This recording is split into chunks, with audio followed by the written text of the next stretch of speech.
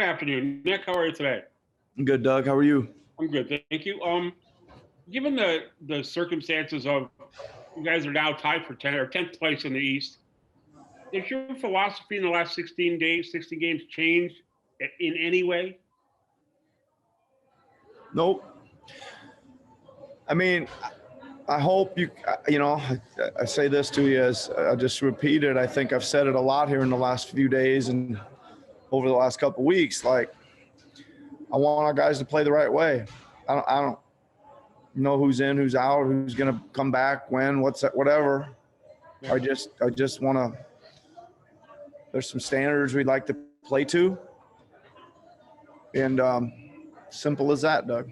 And like come what may of those standards, like whatever, add them up. Yeah, I mean that's kind of the way we should probably live anyway. Yeah.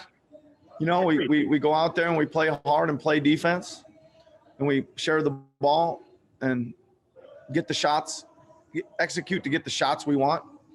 Sometimes a lot of them go in, sometimes they don't. But as long as you're continuing to work that way, let the chips fall where they may. Probably should be a good attitude. I tend to agree with you, sir. Thanks, Doug. Thanks, Nick. Appreciate it. All right, see you. Next question goes to Stephen Long from Sportsnet. Hey, Nick. It's good to see you. Thanks, Stephen. How are you? I'm good, thank you. Sort of piggybacking off of Doug's question, but like, are those same standards that you speak of? Are they the same from the beginning of the year that they have been throughout the rest of the year? Like, no, just 3 days ago. Put them in. So is that a no or?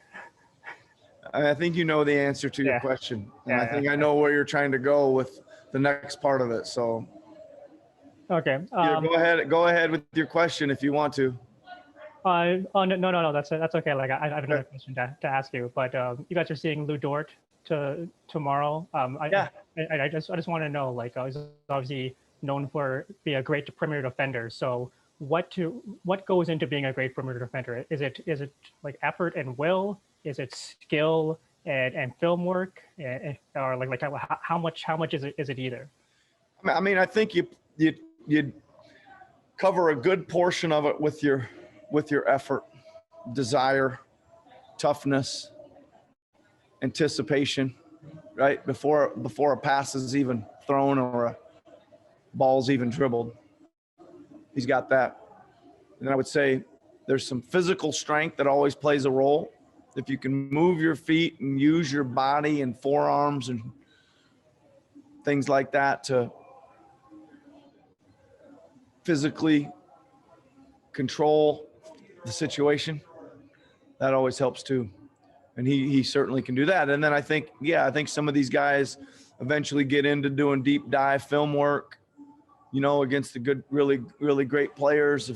We've seen all that over the years, right? The guys studying and trying to get them off their sweet spots and, all the stuff they've talked about. And I think that probably becomes a factor, but it's probably a small factor in the overall, I guess, pie. If we were cutting up a pie of what makes a great defensive player. Desire, will, toughness, anticipation, readiness, those kind of things take up most of that pie. Yeah, that's great. Thanks a lot, Nick. Enjoy your Saturday. Yeah, you too, man. Next question goes to Aaron Rose from SI.com. Hey, Nick. We just spoke to Fred, and he said he's going to like the play-in tournament a lot more if you guys make it. But in general, what is your opinion of the tournament, and would you like to see it again implemented in the future and going forward? Well, I can't really tell you if I like it yet or not. I thought it was kind of interesting in the bubble, but I think the format's changed, right, this year? I think so. Yes. Yeah. I'm asking you. Sure. You're not sure? It's complicated. It's like the clear path rule that you don't understand. Hold on a second. I'll move my paper over so you can look over my shoulder here. Yeah, I think they changed the format, but I mean, hey, William, do you know they changed the format, didn't they? William Lou this year? They did indeed change the format. Okay, cool. 10 plays, keep 9, and then Keep your mute off. Let's make this let's join into this conversation. So I don't really know if I'm going to like it or not yet, but I thought it was interesting last year. I think you say, hey, it's a bit unfair to kind of spring that. I would probably say Memphis or whoever, again, don't quote me on who it was. Probably Memphis didn't think it was very fair to have it last year, right? They only did it on that side, and I don't know. Anyway, let me see what it looks like this year to see if I like it or not.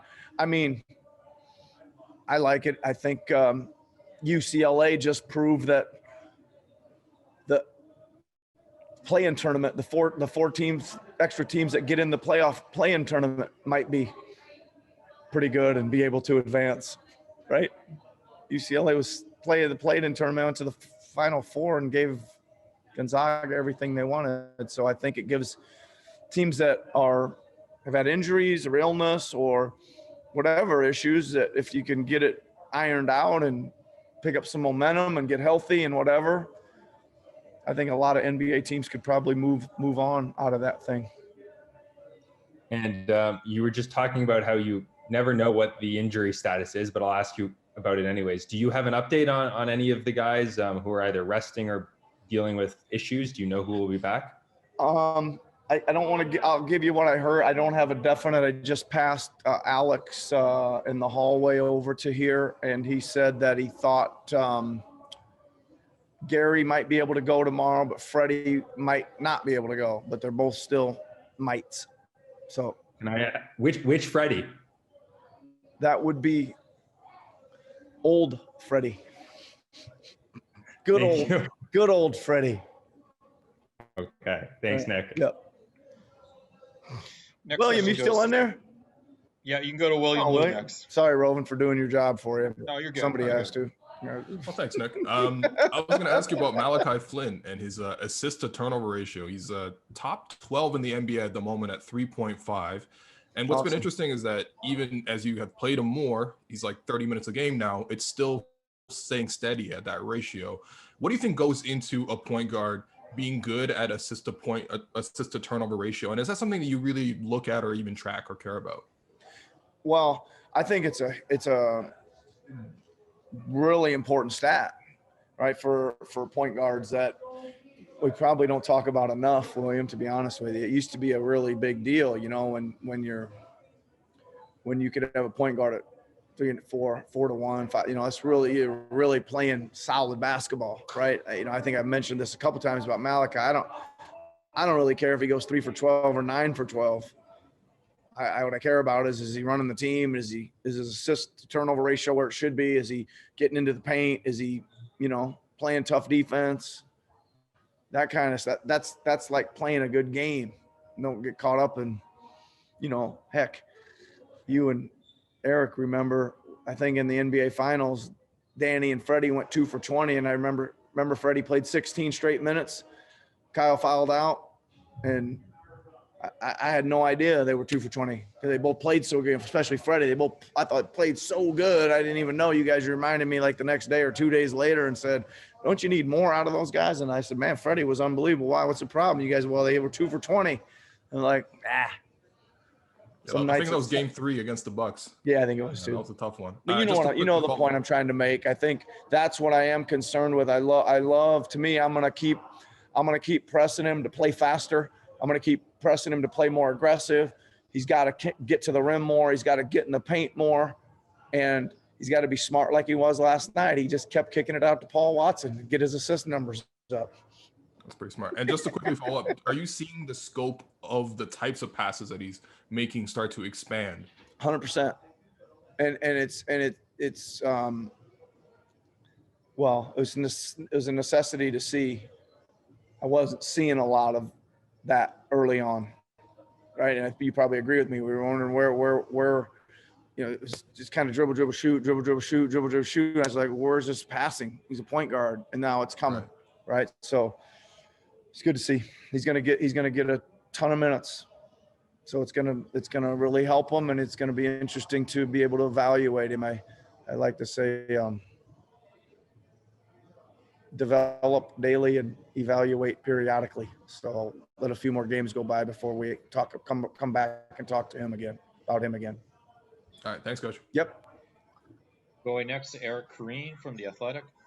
Nick, how's it going? I'm good, Eric. How are you? Okay, question. So I'll keep the answer to myself. You're looking well. You're looking well, fit and trim, and yeah. Well, I'd be better if we were in a state where we were allowed to get haircuts, but we're not, so it's fine. Yeah, but this probably never had this opportunity to let your hair grow like this. That is how I should look at it. It's going to capture a moment in time for you, Eric. Yeah. Somebody take a screenshot. You were speaking of good old Freddie. When he was talking to us, he sort of mentioned, I don't want to misrepresent what he said, but he sort of said how this season is unpure in terms of like you could see all the financial sort of strings being pulled. And that was like in terms of getting everybody back to play by December 22nd, instead of like the timeline they thought of, and on it goes. I know you're very much put the games in front of me, put the players in front of me, and we're going to figure it out. Have you thought about that at all? How different this season is, and how much of it has frankly been based on trying to make up some of those revenues that were lost and have been lost? Yeah, I mean, I don't know, Eric. I think that I've been asked about it a lot, and I even kind of was. I think I was on maybe an ESPN show a long time ago when they announced it, that we were coming back to play the 22nd, and they were obviously trying to make it controversial and saying it isn't fair, and it wasn't fair to the Lakers. They're only getting, I can't remember, 61 days of rest or whatever it was, probably less than that. I don't know, and I kind of looked at it as, well, we had a 4 or 5 month hiatus there. 4.5 months. So there was like, to me, there was like, it is a quick turnaround, but there was just a huge rest time.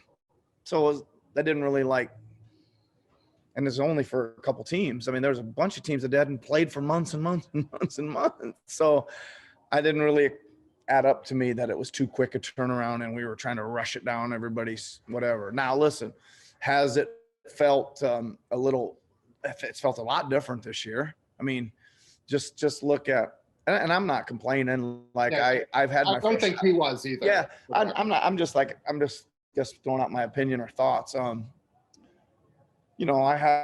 had my frustrations this year and all this and that, but I'm kind of over that. But look at this week. We had a doubleheader Saturday, Sunday, which means I can't practice Monday. We had a doubleheader Tuesday, Wednesday, which means I can't practice Thursday. We play Friday. I mean, come on, man. You know what I mean? Like, that's just playing the games to get them in. Yeah. Referring to Freddie's comment. Yeah. So, Sure but again, kind of enjoyed it. We played well, picked off some wins. I mean, what do? You go play them. I'm sure you ran them hard today just to get that practice in. We actually did. Had a really good, fun practice today, Eric, actually. Yeah. Appreciate it, Nick. Thanks. Welcome. Take care of yourself. Going next to Eric Smith from Sportsnet. Hey, Nick, good to see you. Where's Eric? Oh, you don't see me? No, I see you. I can't recognize you. I was wondering this whole time who this guy was over here in the left corner. You're in a wine cellar. It's terrible light. With your hat on backwards. Sorry. A full It's a Saturday afternoon, Yeah. Full suntan, it looks like, by the way. Yeah. Maybe a little too much. There's nothing else to do but sit outside in the backyard and go nowhere. Drink talking wine. Earlier. Drink wines, maybe. Well, as I said to Fred, there's a lot missing. It's so I'm saying the days are going by quick, huh, Eric? Yes. Yeah. Just a little. You were talking earlier about Lou Dort, Nick, and I don't know if it's fair to make the comparison or not, but at least from what I've seen this year and what I've been impressed with, the progression and the maturation that we've seen from OG on the offensive end, and the times that I've talked to him this year, where he's almost become frustrated at times, saying to me, and I'm sure many others, like, "Hey man, I put in the work on the offense, so people want to just label me as a defensive guy, but I'm putting in the work offensively." What have you seen from him, Nick, or how happy are you with what you've seen in terms of the balance that he's now able to provide and still be an elite defender, but he's turning into one hell of an offensive player as well. OG, we're talking about here? Yes. Yeah. Probably applies to both of them actually, but Lou and OG. But listen, here's where OG's at right now, Eric. He's super hungry. He's super motivated to be a really good player at both ends of the floor. And I mean, he is working, he's studying, he's conditioning's amazing. His care for his body, amazing. He wants it really badly. So he's getting better. He's progressing. I guess that makes me happy. It makes everybody happy, right? I mean, and I'm glad that he is like,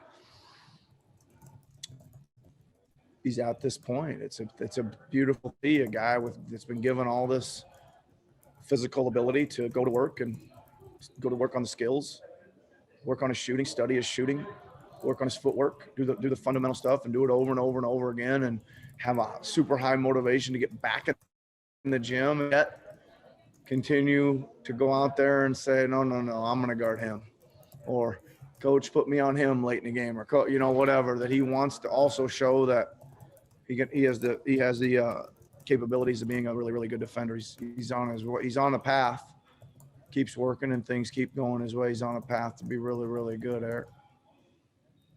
Great. Thanks, Nick. Yep. All right, last two questions for you, Coach. If you guys can keep it to one each, we'll start with Christos from Greece. Hello, Coach. Hope you're doing well. I'd like to ask you about Fred. Obviously, it's really good for the team to have him back on the court. So I would like to ask you, what is the factors that make him so special for the team on and off the court? Freddie Van Fleet, yes, we're talking about? Yeah. Well, I always say, he's a winner, man. You just look at his track record, right? Every from high school, college, D League, G League, Raptors, he's won big time. He's too little. He's too slow. Shoots funny. But he'll guard the heck out of you. He'll fight you. He'll will the ball in the basket. He'll make the shot with the shot clock buzzer going off. He just does a lot of things by sheer heart and desire, and you can't have enough of that on your team. Thank you. Thank you. And final question goes to Yoko from Sport Graphic Number. Yoko. Hi, how are you? Good, how are you? Good. Earlier in the season, I think around the time that season opened, you said that you're going to learn about Utah a little more as the season goes on. Is there anything that you learned that you didn't know at the beginning of the season about Utah? Well, I think, not really, Yoko. I would say that we probably saw little flashes of all the stuff we're seeing here recently, right? I mean, no real sense to go over them all again. I go over them a lot of times with you. You know what I like about him. He plays hard and he runs and he cuts and, et cetera, et cetera, et cetera. And we needed to see if he could from the perimeter, because he's going to have to be a guy that in the course of the offense, in the course of a tough game, in the course of a big game, the ball's going to swing around to him wide open, and he's going to have the courage to shoot it and have the skill and confidence to make them. Okay. And then we also talked about his aggressiveness. If he's going to be cutting so hard or dribbling past people at such a rate to get to the paint, he's got to finish at the basket some. Or if he collapses the defense, make the next play out. He was making the next play out a little too frequently when he had opportunities. But again, we're seeing him now make more of those plays at the basket. And that's just us learning him and him learning us, and now him getting some opportunity. And looks like the dots are connecting a little bit. And now I just got to see him continue to do it with some consistency. But really good. He's playing great, right? Yes, he is. Playing great. Thank you. Yep.